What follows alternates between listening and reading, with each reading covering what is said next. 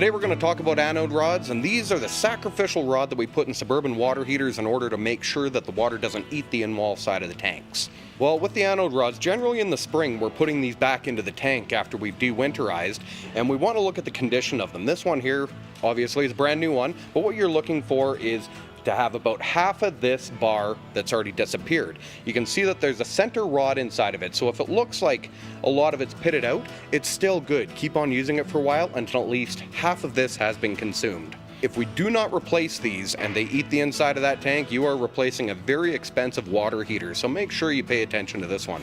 So this is only on suburban water heaters. Atwoods do not use this tank, but you can see all this stuff down here.